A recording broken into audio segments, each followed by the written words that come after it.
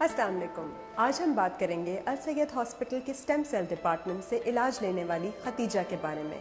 Khadija को थी cerebral palsy. कोई ऐसा बच्चा हो जो वक्त पे रोया ना हो, जो वक्त पे चला ना हो, जिसने वक्त पे वो सारी चीज़ें ना की हों जो एक आम बच्चा करता है, तो उसे सीपी कहते हैं। आइए आज उसकी मदर की ज़बानी आप खुद देख लीजिए कि खतीजा का यहाँ पे स्टेम सेल ट्रीटमेंट हुआ और किस तरह वो खतीजा जो पहले बात नहीं करती थी, आंखों में आंखें डाल के नहीं देखती थी, बाकी बच्चों की तरह चल नहीं पाती थी, अब नॉर्मलसी की तरफ अपना कदम बढ़ा रही है। मेरी बेटी खतीजा जो है वो पैदा हुई है तो वो रोई नहीं है, जिसकी वजह से उसके दिमाग का और पूरे जिस्म का जो है ना वो वीक था। और इसका इलाज हमने 1 साल के बाद शुरू किया। इससे पहले हमें नहीं पता चला कि इसके साथ क्या मसला है। 3-4 साल इसका इलाज करवाया लेकिन इसकी कोई बेहतरी नहीं आई। खतीजा को सेरेब्रल पॉल्सी, जिसको सीपी के नाम से भी जाना जाता है, वो बीमारी है और इसकी वजह से इसके जिस्म के ऊपर काफ़ी असरात आए हुए थे। इसके हाथ पांव काम नहीं करते थे, ये बच्ची आई कांटेक्ट नहीं करती थी और इसके अंदर ऑटिज़म बीमारी के फीचर्स भी मौजूद थे।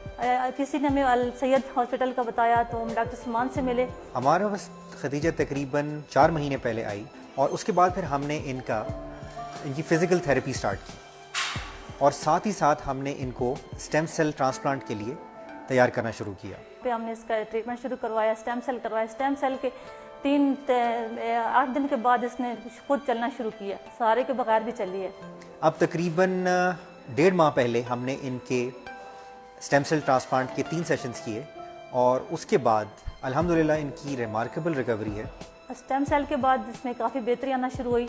ये अब अपना खाना वगैरह खुद खा सकती है। स्कूल हमने इसको दाखिल करवाया, लिख नहीं सकती थी, लेकिन अब काफ़ी बेहतर है कि ये खुद अपनी उंगलियों से अपने हाथों से लिख सकती है। चलने में भी अब कुछ बेहतर हुई है। पहले बिल्कुल नहीं चल सकती थी, व्हील चेयर पे थी, खड़ा करते थे तो गिर जाती थी, लेकिन अब इसमें स्टेम सेल के बाद काफ़ी बेहतरी आई। इसको सहारे के ज़रिए वॉशरूम लेके जाया करते थे। ये बच्ची अपने हाथों से कोई काम नहीं कर सकती, अल्हम्दुलिल्लाह ख़ुद खाना पीना कर रही है। इसके साथ साथ वो अब उसने लिखना शुरू कर दिया है और अब जो हमारे लिए सबसे ज़्यादा इनकरेजिंग बात ये है, वो आई कांटेक्ट करती है।